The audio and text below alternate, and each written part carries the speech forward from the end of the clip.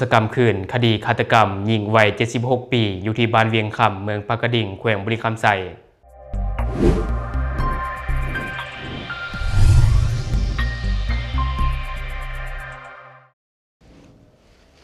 สวัสดีท่านผู้ชมยินดีต้อนรับเข้าสู่รายการ Talk the New และข่าวที่ข้าพเจ้าอยากจะนำเสนอในมื้อนี้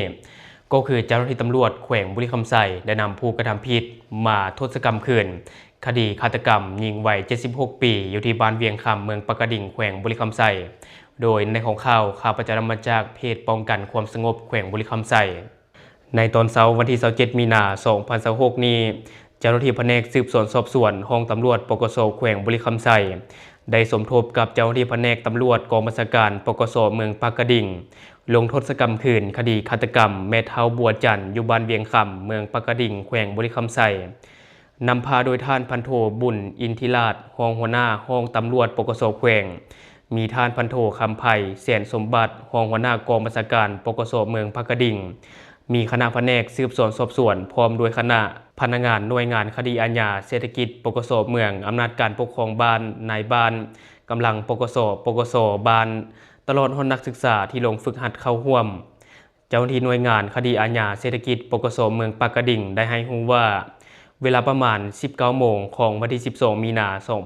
2026ได้รับแจ้งความจากนางภูเวียงไสยจักรอายุ 48 ปีอาชีพเฮ็ดสวนอยู่บ้านเวียงคำเมืองปากกระดิ่งว่า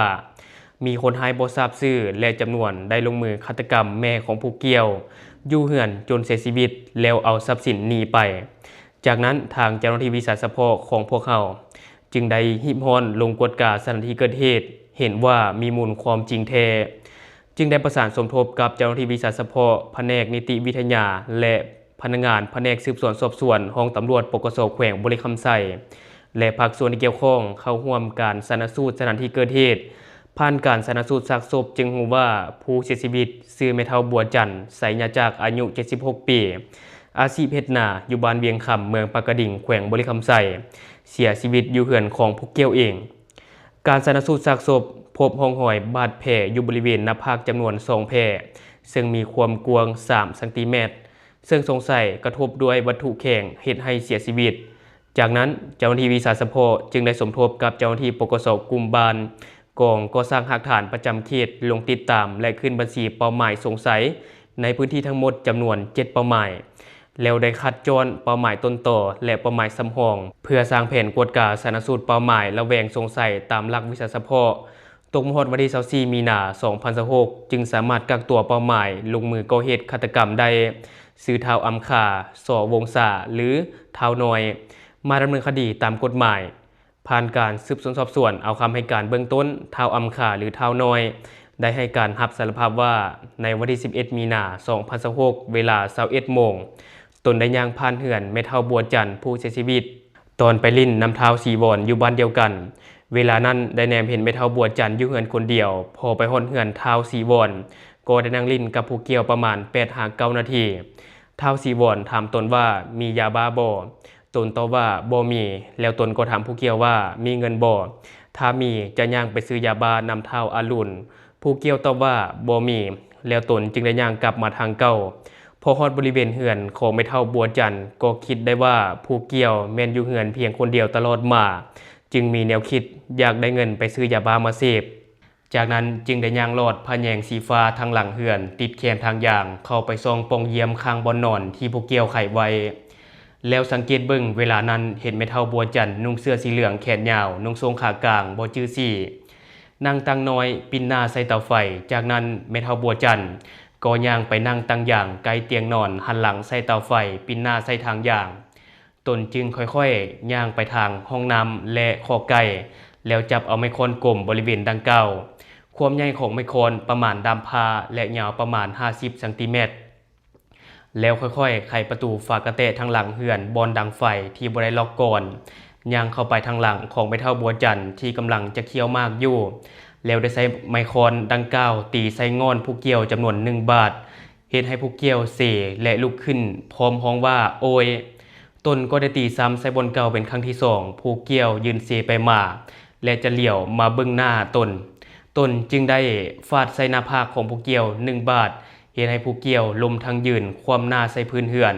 มีเลือดไหลออกจากหูและปากจำนวนหลายตนจึงตีฟาดใส่บริเวณข้างคิ้วอีก1 บาทจนผู้เกี่ยวหมดสติและเสียชีวิตกับที่จากนั้นจึงย่างไปจับเอาโทรศัพท์ยี่ห้อ Vivo สีดำอยู่บนรถถีบไฟฟ้าอยู่หน้าทางเข้าเฮือนแล้วกวดคนซอกเอาทรัพย์สินอยู่บนนอนพบเห็นเงินบาทจำนวน 3,000 บาทเป็นใบ 1,000 บาทในกองโฟมตีนเตียงโดยมีผ้าปกปิดไว้เนาะจึงจับเอาภายหลังได้โทรศัพท์และเงินแล้วจึงจับไมคอนที่ใช้ก่อเหตุย่างออกไปทางเก่ายืนอยู่แคมทางข้างเฮือนของผู้เกี่ยวแล้วได้แขว้งทิ่มอยู่ฝากทางส่วนโทรศัพท์ไม่ได้ถอดซิมการ์ดออกอยู่ข้างเฮือนของตนแล้วได้เหยียบจนแตกหักจากนั้นก็ได้ย่างไปดึกทิ่มอยู่ป่าฝากทางใกล้กับเฮือนของตนเจ้าหน้าที่ก็ยังได้ให้ฮู้ตื่มอีกว่าการกระทำของเฒ่าอำขาหรือเฒ่าน้อยแม่นเจตนาฆ่าผู้อื่นอย่างแท้จริงโดยการใช้ไม้ค้อนตีผู้เป็นเหยื่อจำนวนหลายบาทจนเสียชีวิตคาที่สาเหตุย้อนความต้องการอยากได้เงินไปซื้อยามาเสพเพื่อสนองความต้องการของตนเอง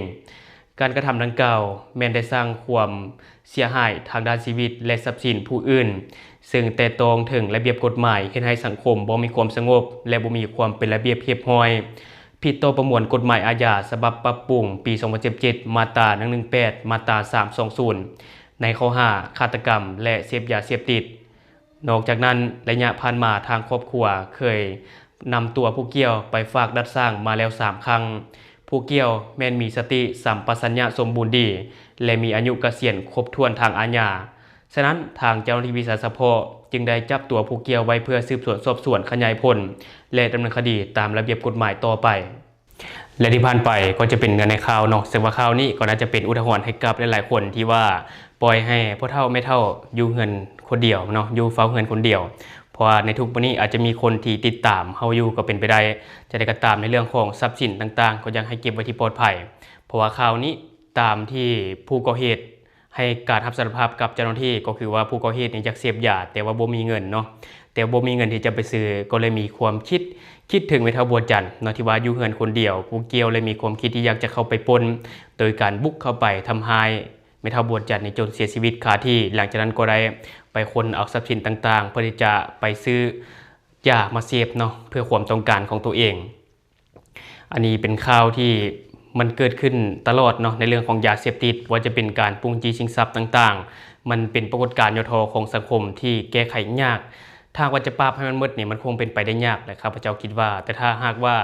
ปรับให้มันลดน้อยถอยลงนี่เป็นไปได้อยู่แต่ทุกคนก็ต้องช่วยเป็นหูเป็นตานำกันเนาะมันถึงจะหมดไปจากสังคมได้และข่าวนี้เองข้าพเจ้าก็ต้องขอแสดงความเสียใจอย่างสุดซึ้งมายังครอบครัวของผู้เสียชีวิตในครั้งนี้ด้วยเนาะจะได้กระตามอยากให้ทุกคนมีสติและทั้งหมดก็คือสิ่งที่ข้าพเจ้าอยากจะนำเสนอในมื้อนี้สำหรับท่านผู้ชมคนใดที่อยากประกอบส่วนข้อมูลหรือว่าอยากตำหนิติเตียนในการนำเสนอของข้าพเจ้าก็อย่าลืมฝากไว้ใต้คอมเมนต์และข้าพเจ้าจะเข้าไปอ่านและก็ตอบแลกเป็นประสบการณ์นำกันอย่าลืมสนับสนุนกันโดยการกดติดตามช่องขอขอบใจ